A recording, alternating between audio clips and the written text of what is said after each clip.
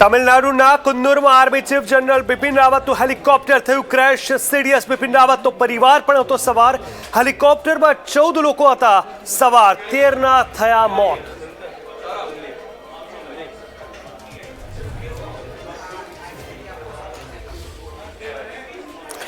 Vibrant Gujarat global summit 2022ના 10મી edition માટે મુખ્યમંત્રી ભૂપેન્દ્ર પટેલના નેતૃત્વમાં ગુજરાતનું ઉચ્ચ સ્તરીય પ્રતિનિધિ મંડળ દુબઈ પહોંચ્યું. દુબઈમાં રોડ શો.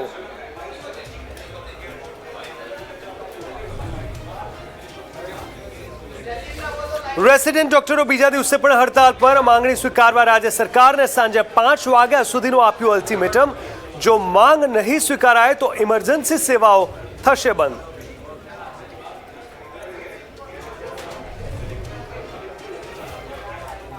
વડાપ્રધાન નરેન્દ્ર મોદીએ રશિયાના રાષ્ટ્રપતિને અકીકના બાઉલની ભેટ આપતા ખંભાતના અકીક કલાકારોમાં ફેલાઈ ગૌરવની લાગણી.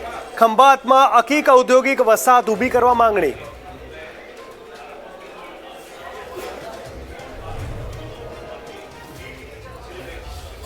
સુકેશ ચંદ્રશેખર કેસમાં અભિનેત્રી જેકલિન ફર્નાન્ડિસની ઈડીએ કરી પૂછપરછ. 3 દિવસ પૂર્વે વિદેશ જતા અટકાવાઈ હતી જેકલિનને.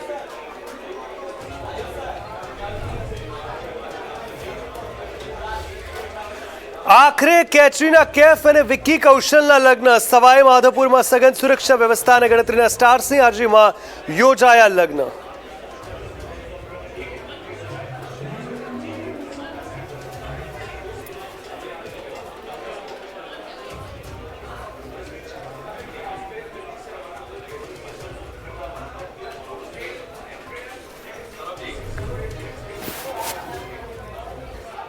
નમસ્કાર દર્શક મિત્રો, ઇન્ડિયા ન્યૂઝ ગુજરાત પર ન્યૂઝ લાઈવ વિથ જીગર દેવાણી એટલે કે મારી સાથે આપ સૌનું સ્વાગત છે. મહત્વપૂર્ણ સમાચારથી શરૂઆત કરીએ તો સૌપ્રથમ ગુજરાતની વાત કરીએ. આજે ગુજરાતના મુખ્યમંત્રી ભૂપેન્દ્રભાઈ પટેલ દુબઈના રોડ શો પર છે. જી હા, દુબઈમાં તેમનો રોડ શો ખાસ કરીને ગુજરાત વાઇબ્રન્ટ ગ્લોબલ સમિટ 2022 જે જાન્યુઆરીમાં થવાનો છે તેને લઈને તેમણે જે તડામાર તૈયારીઓ શરૂ કરી. દિલ્હી, મુંબઈ અને હવે તેઓ દુબઈના અનેક રોકાણકારોને આકર્ષિત કરવાનો આજે પ્રયાસ કર્યો. આપણે જણાવી દઈએ, મુખ્યમંત્રી ભૂપેન્દ્ર પટેલના નેતૃત્વમાં ગુજરાતનું ઉચ્ચ સ્તરીય પ્રતિનિધિ મંડળ બુધવારે સવારે દુબઈ પહોંચી ગયું હતું. વડાપ્રધાન નરેન્દ્ર મોદીની પ્રેરણા અને માર્ગદર્શનમાં આગામી જાન્યુઆરી 2022માં યોજાનારી વાઇબ્રન્ટ ગુજરાત ગ્લોબલ સમિટ 2022ની 10મી એડિશનમાં યુએઈના ઉદ્યોગ રોકાણકારોની સહભાગિતા પ્રેરિત કરવા આ પ્રતિનિધિ મંડળ દુબઈના દ્વિપક્ષીય પ્રવાસે છે. મુખ્યમંત્રી સાથે આ પ્રતિનિધિ મંડળમાં ઉદ્યોગ રાજ્યમંત્રી જગદીશ વિશ્વકર્મા, મુખ્યમંત્રીના મુખ્ય અગ્ર સચિવ કે કૈલાશનાથન, ઉદ્યોગના અધિક મુખ્ય સચિવ ડોક્ટર રાજીવ કુમાર ગુપ્તા તેમજ રાજ્ય સરકારના વરિષ્ઠ સચિવો અને અગ્રણી ઉદ્યોગકારો જોડાયા છે. મુખ્યમંત્રી તેમના વિદેશ પ્રવાસો પ્રારંભ દુબઈમાં યોજાઈ રહેલા વર્લ્ડ એક્સપોની મુલાકાતથી કરવાના છે. ભૂપેન્દ્ર પટેલ આ એક્સપોના સ્થળ પર જ યુએઈના કેબિનેટ મેમ્બર અને મિનિસ્ટર ઓફ ટોલરન્સ એન્ડ કો એક્ઝિસ્ટન્સ શેખ નાહયાન બિન મબરક નાહયાન સાથે મુલાકાત બેઠક યોજી. આ ઉપરાંત મુખ્યમંત્રી યુએઈના minister of state for foreign trade Thani bin Ahmed Al Zeyoudi સાથે પણ એક મહત્વપૂર્ણ મુલાકાત કરી અને ગુજરાતના રોકાણની સંભાવનાઓ સંદર્ભે ચર્ચા પરામર્શ કરી છે.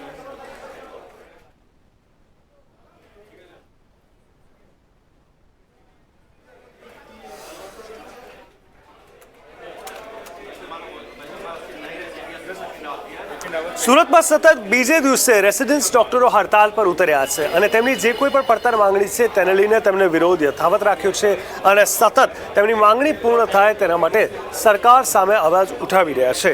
સુરતમાં સતત બીજા દિવસે રેસિડેન્ટ ડોક્ટરો હડતાલ પર બેઠા અને વિવિધ પ્રકારની માંગણીઓ સાથે તેઓ પોતાનો અવાજ ઉઠાવી રહ્યા છે. આ સાથે જ સરકારને સાંજે 5 વાગ્યા સુધીનું અલ્ટિમેટમ આપ્યું. 5 વાગ્યા સુધી જો માંગ નહીં સ્વીકારાય તો સિવિલ હોસ્પિટલમાં ઇમરજન્સી સેવાઓ 5 વાગ્યાથી બંધ કરાશે. મોટી સંખ્યામાં સુરત સિવિલ હોસ્પિટલમાં R1 અને R2ના તબીબો હડતાલમાં જોડાયા. સુરત સહિત અમદાવાદ, બરોડા અને રાજકોટમાં પણ ડોક્ટરો હડતાલમાં જોડાયા છે.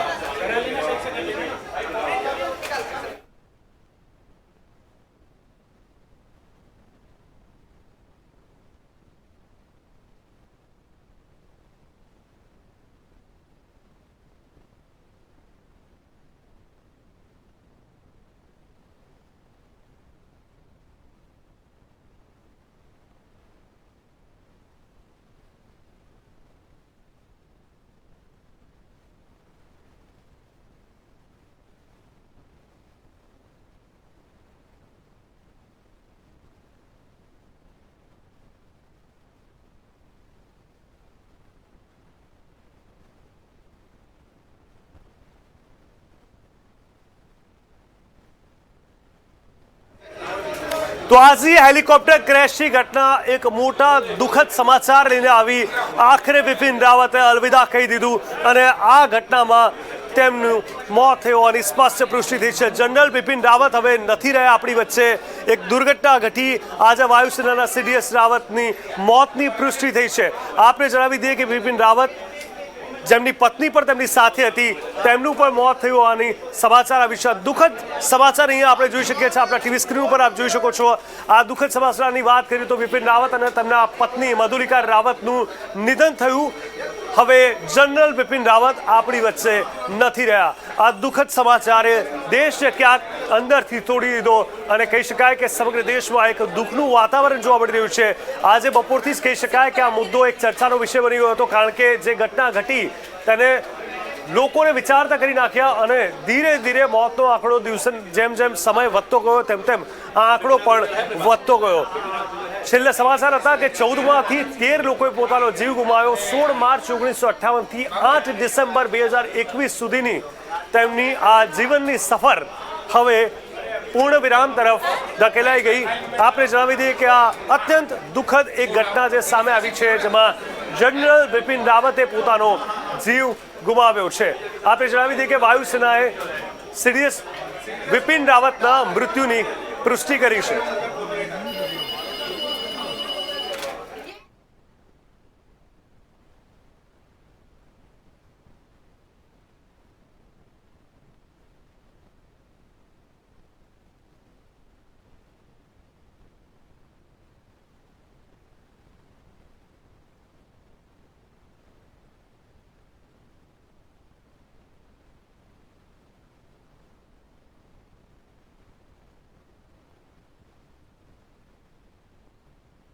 છે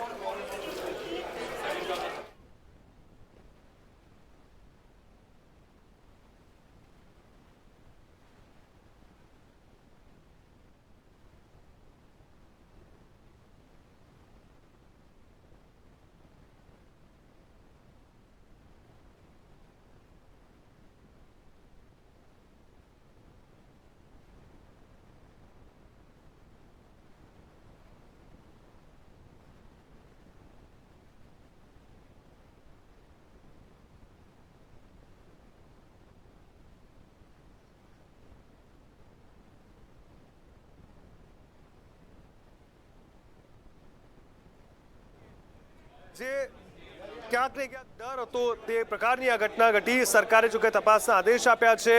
રાજનાથસિંહ દિલ્હીમાં CDSના પરિવારને મળ્યા અને દુર્ઘટના અંગે આવતીકાલે તેઓ પોતે નિવેદન આપશે। ઇન્ડિયન એરફોર્સે CDS બિપિન જનરલ રાવતના મોતની પુષ્ટિ કરી દીધી। ઇન્ડિયન એરફોર્સે ટ્વીટ કરીને કહ્યું કે આ દુર્ઘટનામાં તમામ 14 લોકોના મોત થયા છે। તમિલનાડુના કુન્નુરના જંગલમાં આજે બપોરે લગભગ 12:20 વાગે સેનાનું Mi-17V5 હેલિકોપ્ટર ક્રેશ થયું હતું। ગાઢ જંગલમાં હેલિકોપ્ટર દુર્ઘટનાગ્રસ્ત થયા પછી એમાં આગ લાગી। એમાં chief of defence staff general Bipin Rawat, તેમના પત્ની મધુલિકા સહિત સેનાના 14 ઓફિસર સવાર હતા। રિપોર્ટ્સ મુજબ અત્યાર સુધીમાં 13 મૃતદેહ મળ્યા છે અને પરિણામે આ દુર્ઘટનામાં જનરલ બિપિન રાવતના પત્નીનું પણ નિધન થયું હોવાનું જાણવા મળી રહ્યું છે। દુર્ઘટના પછી લગભગ 1 કલાક બાદ આ જાણકારી આપવામાં આવી કે જનરલ રાવતને વેલિંગ્ટનની મિલિટરી હોસ્પિટલે લઈ જવામાં આવ્યા। તેમની હાલત કેવી છે અંગે કોઈ સત્તાવાર નિવેદન આવ્યું નથી। કેટલાક રિપોર્ટ્સમાં દાવો પણ કરવામાં આવી રહ્યો છે કે જનરલ બિપિન રાવત ગંભીર રીતે ઘાયલ થયા, પરંતુ હાલ કહી શકાય કે આ સ્પષ્ટ રીતે પુષ્ટિ થઈ આ સમાચારની। રક્ષામંત્રી રાજનાથસિંહ જનરલ રાવતના દિલ્હી સ્થિત ઘરે તેમના પરિવારને મળવા પણ પહોંચ્યા હતા અને આ દુર્ઘટના અંગે તેઓ સંસદમાં ગુરુવારે નિવેદન આપશે। જનરલ બિપિન રાવત દેશના પહેલા ચીફ ઓફ ડિફેન્સ સ્ટાફ, તેમણે 1 જાન્યુઆરી 2020ના રોજ પદ સંભાળ્યું અને રાવત 31 ડિસેમ્બર 2016થી 31 ડિસેમ્બર 2019 સુધી સેના પ્રમુખ પદે રહ્યા હતા।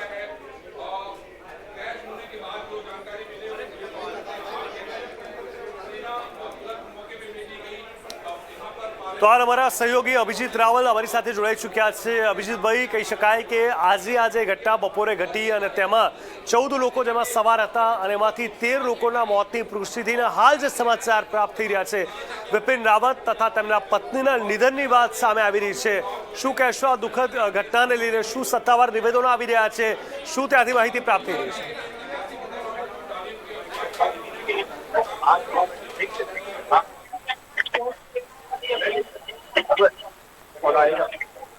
અવાજ નથી આવતો.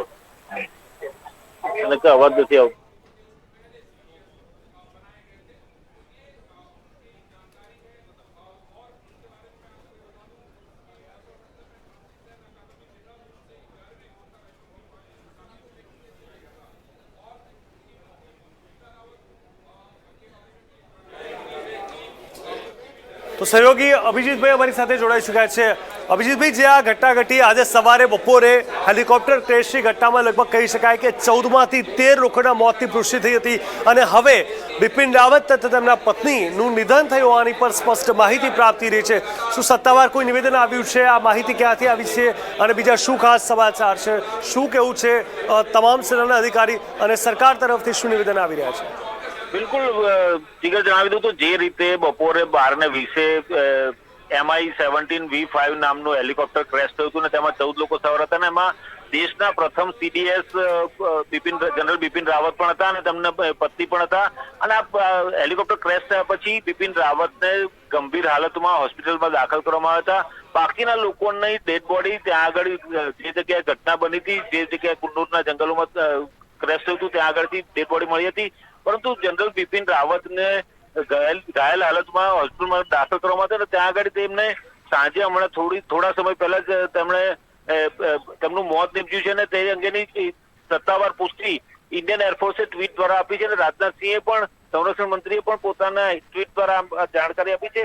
અને જે રીતે જનરલ બિપિન રાવત શહીદ થયા છે, તો જનરલ બિપિન રાવત ઉપર બાબતે એક વસ્તુ જણાવી દઉં કે તે 16 માર્ચ 1958 રોજ જન્મ્યા હતા અને તેમનું નિધન આજે થયું છે. ત્યારે ચોક્કસ એવું કહી શકાય કે જે પ્રકારે ખોટ પડી છે આર્મીને અને જે પ્રકારે સૈન્યને ખોટ પડી છે, બહુ મોટા નેતા, બહુ મોટા જનરલ હતા અને જે પ્રકારે શુરવીર હતા અને શૌર્ય ગાથા જે એમની હતી બહુ સારી હતી. અને CDS રાવતની જે મોત થયું છે તેને ક્ષતિ પૂરી થઈ શકે એમ નથી, એવું સંરક્ષણ મંત્રી રાજનાથસિંહે ટ્વીટ કર્યું છે. અને CDS બિપિન રાવતના મોત અંગે તમામ રાજકીય પક્ષો પણ દુઃખની લાગણી વ્યક્ત કરી રહ્યા છે કે શહીદ થયા અને જે રીતે તેમની સૈન્યમાં તેમની કામગીરી જોઈએ તો 1978માં તેઓ સૈન્યમાં જોડાયા હતા અને પછી 2016માં દેશના પ્રથમ CDS તરીકે એટલે ચીફ ડિફેન્સ ઓફ સ્ટાફ તરીકે તેમની નિમણૂક કરવામાં આવી કેન્દ્ર સરકાર દ્વારા અને તેઓ તેની ભૂમિકા ભજવી રહ્યા હતા. અને તે આજે વેલિંગ્ટનમાં જઈ રહ્યા હતા સુગ્રુર એરબેઝથી હેલિકોપ્ટર મારફત અને હેલિકોપ્ટર ક્રેશ થયું હતું અને તેને કારણે તેમને ગંભીર હાલતમાં દાખલ કર્યા જ્યાંનું મોત નીપજ્યું છે. જી જીગર. અભિજીતજી, ખાસ કરીને એક વાત સ્પષ્ટ છે કે આ ક્યાંક ને ક્યાંક મોટો તપાસનો વિષય પણ બની ગયો છે, કારણ કે આ એક ગંભીર ઘટના હતી. આ ગંભીર ઘટનામાં 14માંથી 13 લોકોએ પોતાના જીવ ગુમાવ્યા છે. ત્યારે શું તેને લઈને તપાસને લઈને કોઈ વાત સામે આવી છે આગળ? બિલકુલ, જે રીતે ઘટના બની હતી ને જે પ્રકારનો આખું હેલિકોપ્ટર ક્રેશ થયું છે તેની તપાસના આદેશ તો ઇન્ડિયન એરફોર્સ દ્વારા કરવાની જાહેરાત કરી દેવામાં આવી. સાથે સાથે કેન્દ્ર સરકાર પણ તપાસના આદેશ આપ્યા હતા અને જે પ્રકારે હેલિકોપ્ટર ક્રેશ થયું છે તેને જોતા અને તેનું બ્લેક બોક્સ બધું શોધી અને તેના આધારે રિપોર્ટ તૈયાર થશે અને તેમાં ક્યાંક ને ક્યાંક જો કઈ ખામી હશે તો એ ખામી બીજા હેલિકોપ્ટરમાં પણ ન સર્જાય એ બાબતનું ધ્યાન રાખવામાં આવશે. અથવા જે કોઈ ભૂલ હશે અથવા તો હવામાન ખરાબ હોવાની પણ જે વાત છે એ સામે આવી હતી ત્યારે ચોક્કસ એવું કહી શકાય કે જ્યારે આ બ્લેક બોક્સ મળશે ને તેનો તપાસ પૂરી થશે ને અહેવાલ આવશે પછી જ આ તો બધી બાબત ખબર પડશે. પરંતુ હાલમાં દેશને બહુ મોટા સેનાનીની ખોટ પડી છે અને જેમણે જનરલ બિપિન રાવતના નેતૃત્વમાં ભારતે પહેલી પુલવામાના હુમલા બાદ સર્જિકલ સ્ટ્રાઇક પણ કરી હતી, એ પણ યાદગાર ક્ષણ કહેવાશે ભારત માટે. અને જે રીતે ભારતના સૈન્યને બહુ મોટી ખોટ પડી છે એ ખોટ પૂરી શકાય એમ નથી એવું તમામ રાજકીય નેતાઓ અને સંરક્ષણ મંત્રી રાજનાથસિંહ પોતે પણ જણાવી રહ્યા છે. જી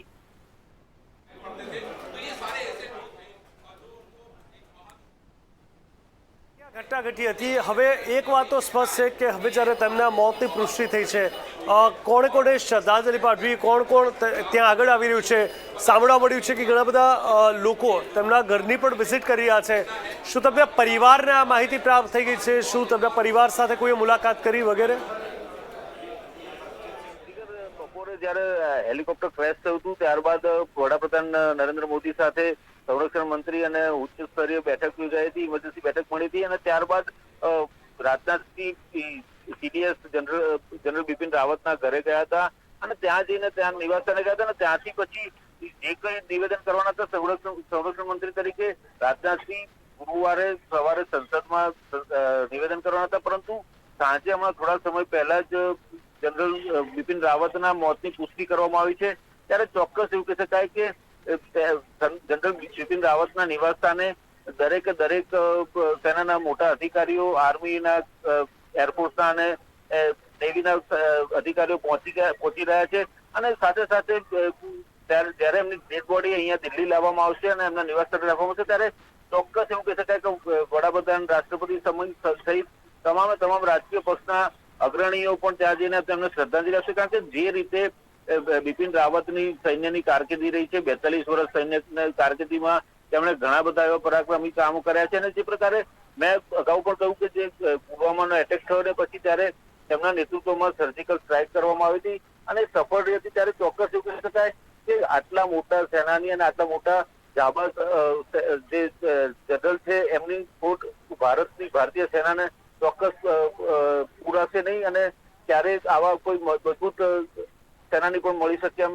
અત્યારે એવું લાગતું નથી. પરંતુ જે રીતનું ઘટના ઘટી છે તેને તપાસના અહેવાલો આવ્યા પછી આખરે ખબર પડશે કે જે ઘટના બની છે એની પાછળનું કારણ શું હતું અને જે પ્રકારનું નિવેદનો આવી રહ્યા છે, ટ્વીટ આવી રહી છે દરેક રાજકીય પક્ષોની, કોંગ્રેસના રાહુલ ગાંધીએ પણ ટ્વીટ કરીને દુઃખ વ્યક્ત કર્યું છે અને તમામ આખો દેશ આ દુઃખના સમયમાં તેમની સાથે બધાની સાથે રહેવાની અને એકજૂથ રહેવાની વાત કરી છે અને સાથે સાથે બીજા અનેક રાજકીય નેતાઓએ પણ ટ્વીટ કરીને તેમને શ્રદ્ધાંજલિ આપતા સંદેશાઓ કર્યા છે. જી, ખાસ કરીને સાંજે પીએમ આવાસથી 6:30 વાગે એટલે કે 6:30 વાગે લગભગ 10 મિનિટ બાદ સીસીએસની બેઠક થવાની પણ અહીંયા વાત સામે આવી છે. સીસીએસની બેઠકની જો વાત કરીએ જેમાં ઘણી બધી પ્રક્રિયાઓને લઈને ઘણી બધી ચર્ચાઓ, ઘણા બધા મુદ્દાઓ આ દુઃખદ ઘટનાને થશે અને એને લઈને સરકારે તપાસના પણ આદેશ આપ્યા છે. આ બેઠકમાં કોણ કોણ સામેલ હશે, કોણ હાજરી આપશે, આ બેઠકમાં શું ચર્ચા હશે અને આ બેઠકનું શું નિષ્કર્ષ હોઈ શકે છે, જેમાં પીએમ મોદી પોતે આ સીસીએસની બેઠક બોલાવી છે 6:30 એટલે કે હમણાં 10 મિનિટ બાદ.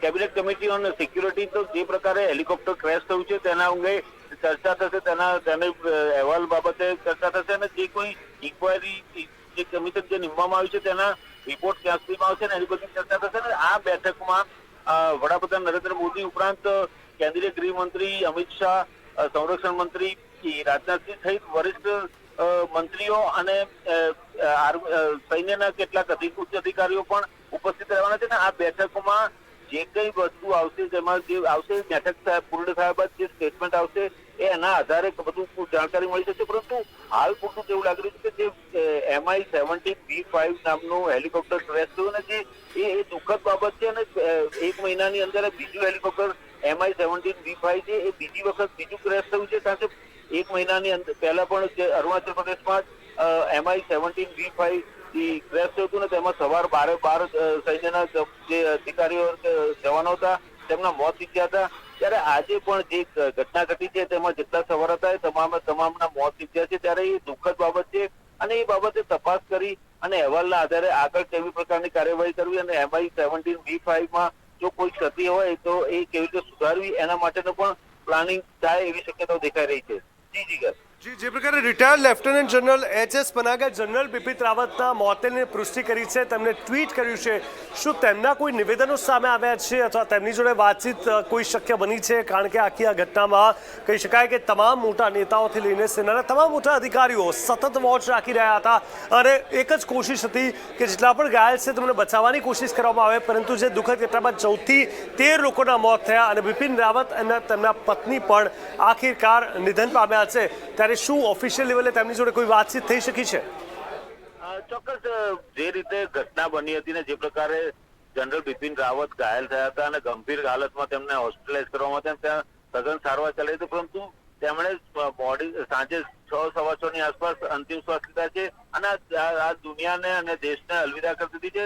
ત્યારે ચોક્કસ જે પ્રકારે દરેક સેનાના અધિકારીઓ અને રાજકીય નેતાઓ જે નિવેદન કરી રહ્યા છે, ટ્વીટ કરી રહ્યા છે અને દરેક દુઃખ વ્યક્ત કરી રહ્યા છે કે આટલા મોટા અને આટલા કુશળ અને બાહોશ સેનાની ગુમાવ્યા છે દેશે અને આની ખોટ ક્યારે પૂરી શકાય એમ નથી, એવું બધા જ નેતાઓ અને દરેક સેનાના અધિકારીઓનું પણ એવું માનવું છે.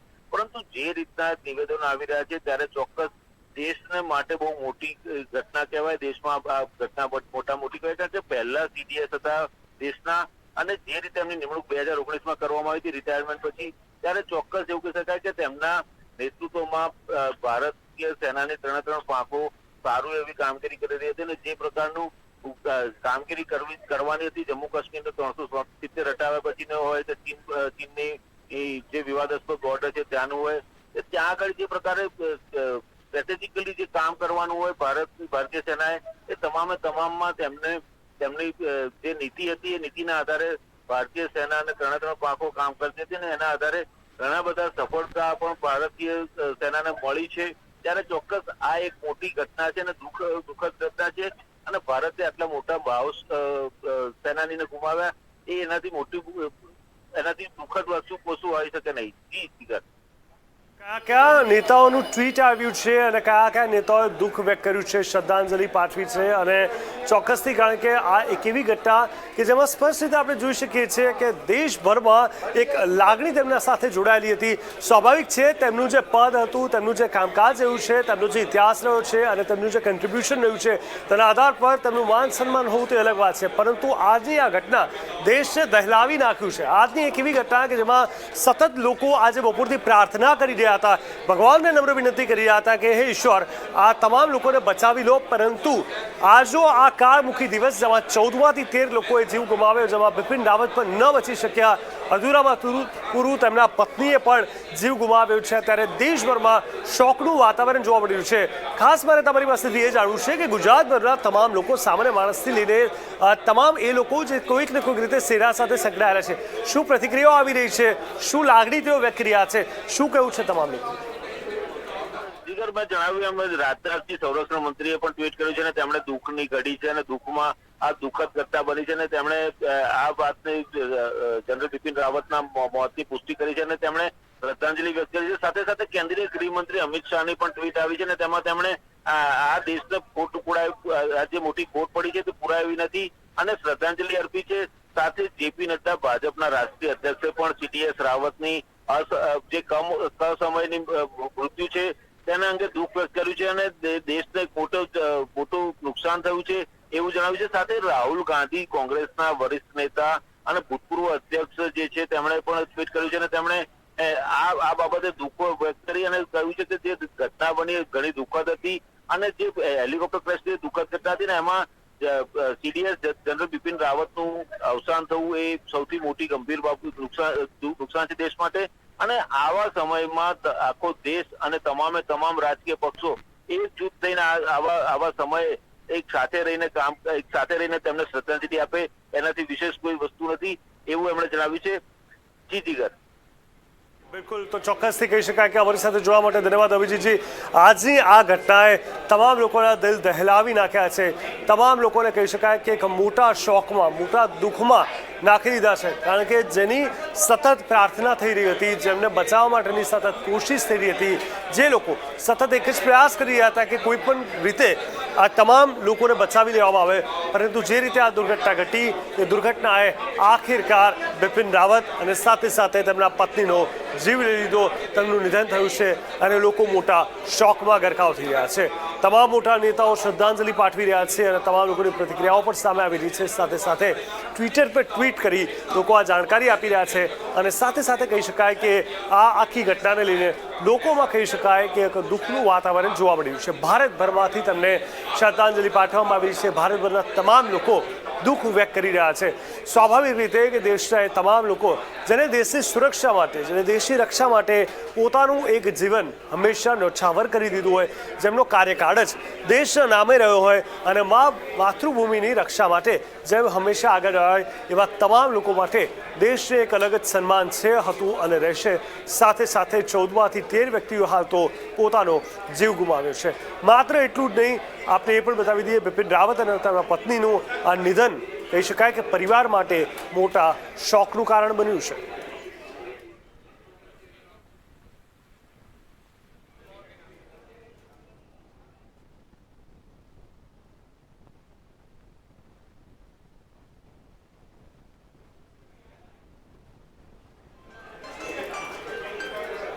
તો હાલ લોકોએ શું બ્રેક બાદ બિપિન રાવત, તેમના પત્ની અને ખાસ કરીને તેમ બંનેના નિધનને લઈને પરિવાર કેવા મુશ્કેલીમાંથી પસાર થઈ રહ્યો છે, દેશમાંથી શું લાગણીઓ લોકોની બહાર આવી રહી છે, કયા નેતાઓ શ્રદ્ધાંજલિ પાઠવી, કોને ટ્વીટ કર્યું અને સાથે જ સેનાના તમામ કમાન્ડરનું શું કહેવું છે, જોઈશું આ બ્રેક બાદ.